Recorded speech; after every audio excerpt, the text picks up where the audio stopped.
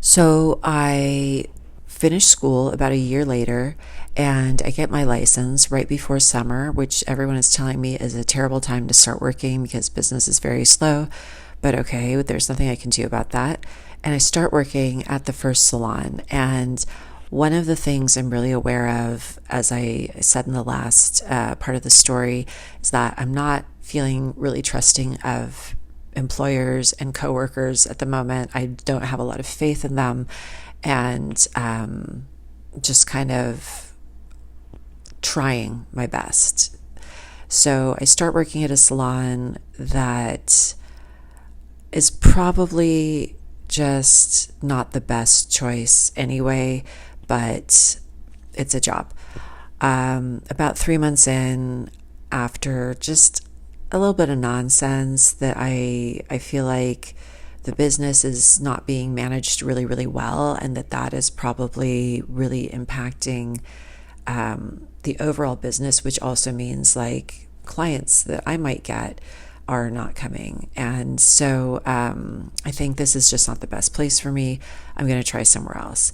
I go work at another salon about 3 months in. I have the opportunity to go and take some classes for professionals at the Vidal Sassoon Academy, which I'm really, really excited about. It's something I wanted to do from the beginning. It's a very expensive school. I couldn't afford to go to school there full time, but worth it. It was super, super fun. I go and take those classes. I come back, and my first day back at work is a Saturday, and it is like the perfect storm of every possible thing that could happen to remind me or to prove to me that I don't really want to be at this salon either. It all happens that day. After the second salon, I really don't know what I'm doing. I'm super in love with quitting jobs. It feels so good to just walk away as soon as I realize that it's not the right place for me or that I'm not happy. It feels really, really nice to not have to do the thing again of like feeling like I'm stuck somewhere and wondering how I'm ever going to get out of there. And it's just endless. So that's fantastic, but I don't really know what I'm going to do. And I hadn't, even though I still had in mind that I would like to work for myself, I hadn't planned to do it so soon. And I didn't really know how to do it because the example that inspired me, the space she had was very, very, very small storefront space on a busy street. And most business spaces are not that small, and they are very expensive. So I do kind of start to look around at what is available in a really popular area on a really busy street. And the only thing, as far as I get with that, is that I go to this one like commercial space open house, and there are a bunch of people in there, and they're all talking about businessy stuff. And the realtor that's showing the space, I hear him talking to people, and if someone says like, "Oh, I'm really interested in this space," and he'll say like, "Okay, great, go ahead and submit your business proposal." And I'm like, I have to convince you that my business is good enough. Like, this is scary. I had no idea what I was doing. And so I go home from that thinking, well, that's not going to work. I mean, that wasn't going to work anyway because it was a huge space. It was very expensive. And part of what's making me really nervous is that I feel like if I can't find a small space, that means that in order to avoid having a manager, I have to open a whole salon and rent out a bunch of chairs and or manage a bunch of employees, which I don't want to do any of that. None of that is appealing. And it's very unpredictable. Stylists quit, as I just have done twice, very, very quickly without notice. They're just like, hey, I'm moving on, I'm going to another salon, I'm leaving the city, whatever. They don't really have to give notice. It's just not things, it doesn't work the same way.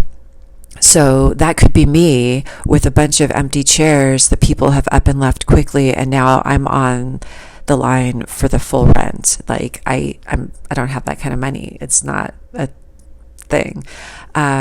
So I message a friend of my parents who they've known forever, who has always been an entrepreneur, and I'm like, this guy is going to know something that I don't know.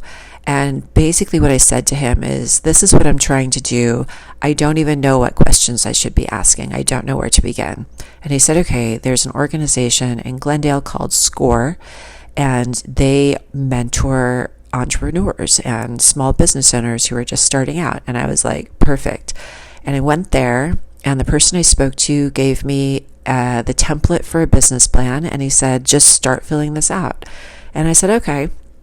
And I took it home and I started working on it. And the further I got, the more I understood what this plan really entailed, the more I felt like someone was strangling me. And I just thought, I really don't want to do this. And this is for a business plan to open a salon with multiple chairs, with either an employee situation or a chair rental situation. These are the two options that you usually have in a salon.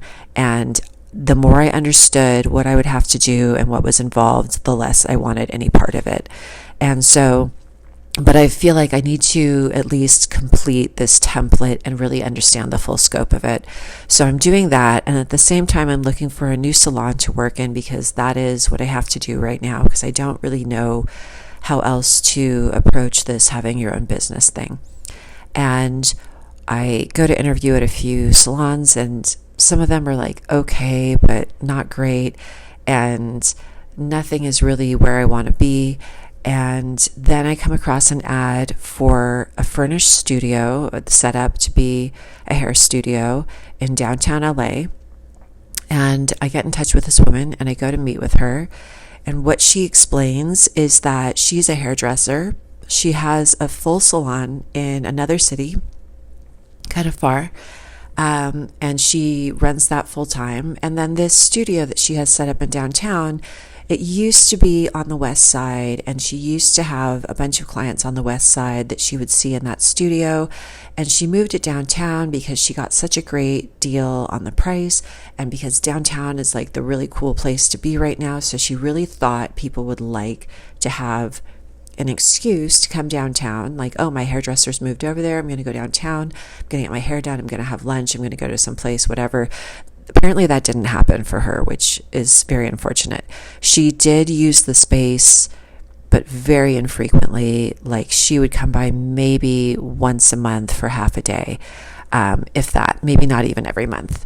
So she sublet it to me. I explained to her what I had been working on, what I had been trying to figure out, and basically, told her, I'm trying to open my own business. I don't really know how to get started, but this seems like a good place to start.